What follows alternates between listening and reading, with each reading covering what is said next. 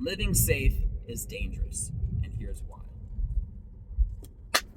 What's up, everybody? Benja Welldone coming at you live on this beautiful Corona-free day.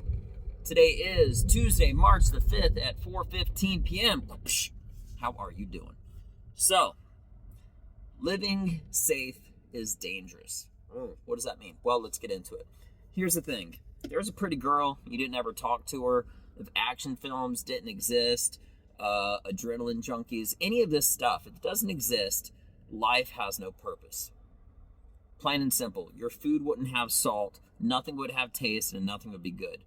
You need to add an element of danger to your life in order to feel alive. And everybody does that. How? Through other media forms. Action, music, dancing. And that's why, unfortunately, I believe a lot of people live their experiences through other people on Facebook and Instagram.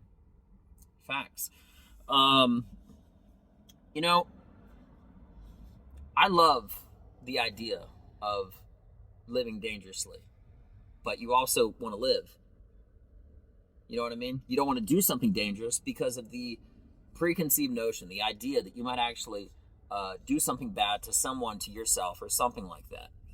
And what I'm saying is living safe is dangerous. It's not so much about being reckless, but you should take risks.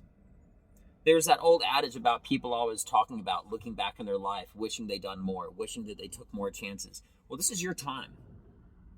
This is the time that instead of looking back, you need to be looking forward. You need to be looking forward. So one day when you look back, you said, I talked to that girl and now we're married. I spoke up during that job conference and now I'm the CEO. I performed in front of a whole crowd of 10,000 people and I killed it. I did amazing. I have a comedy show. You know, it's interesting. Every time I talk to professional fighters, and I know quite a few, they always, a majority of them always tell me that they're always like kind of afraid, they're kind of nervous and stuff like that before they get into the ring. And then complete silence. It's like the quiet before the storm. When in the moment, they don't think about it. But leading up to it, before the actions come, there's nothing but thoughts. Just constantly, like 1,000 miles an hour going around in your head. That's what they tell me. I actually talked to an MMA fighter yesterday, and he has a car detailing business, and he was telling me that he's always afraid that someone will yell at him or be upset with the work that he did and say bad things to him. And I said, it's funny because you fight in a cage and you're telling me now that you're kind of worried about what people think about the job of your work.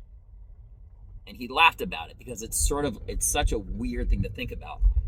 But when he's in the cage, leading up to it, maybe. In the moment, not at all. But what is this guy's, again, not fear, because it's a very heavy word, is that somebody will say something bad to him or have a short fuse with them. And, you can be a fighter, but it's a controlled environment. Even professional fighters might not want to fight outside of a controlled environment because they're in a scenario where they can tap. They have their friends, they have their ref, it's all controlled. But in the streets, you could be a world-class champion at boxing and have a wrestler take you down, hold you down, and then have a bottle and hit you in the head. That's not professional fighting, but that is fighting, and it is reality. I'm digressing a little bit, so I'm going to come back around full swing. My point is this. If you think that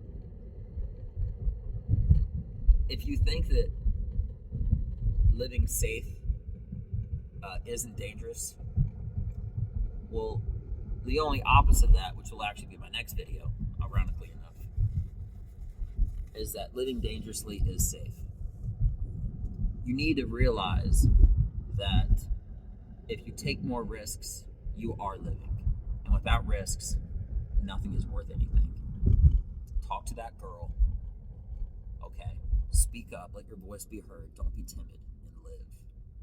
I hope you guys have a beautiful day. Just some words of potential wisdom, and maybe, just maybe, something that I said somebody else can benefit from. And if so, great, because I feel like whenever I say these things out loud, it reinforces the way I live, and maybe, just maybe, it makes the world a little bit better of a place. And that's not my goal. I'm selfish. I'll tell you, I am selfish. I want the best for me, and I'm competitive. But if it helps out you too, I'm not too mad at it. All right, guys. Thank you so much for your time, and hopefully you've made it this far. I'm Benja Welldone. And by the way, please forgive me. Please forgive me for not having a show as I always do every weekend. I'm learning a lot about media and putting my content out there. And I feel like that if you go back in my older videos, tons of great messaging.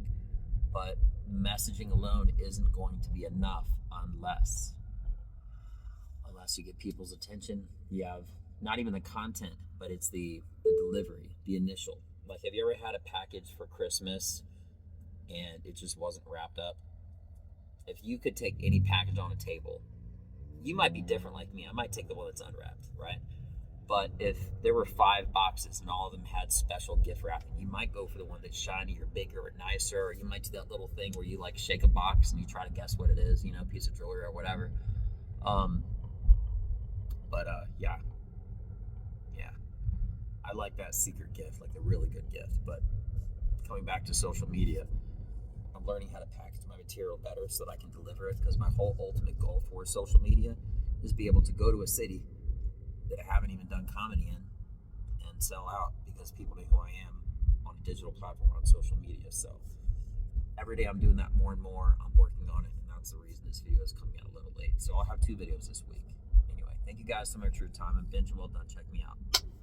Peace.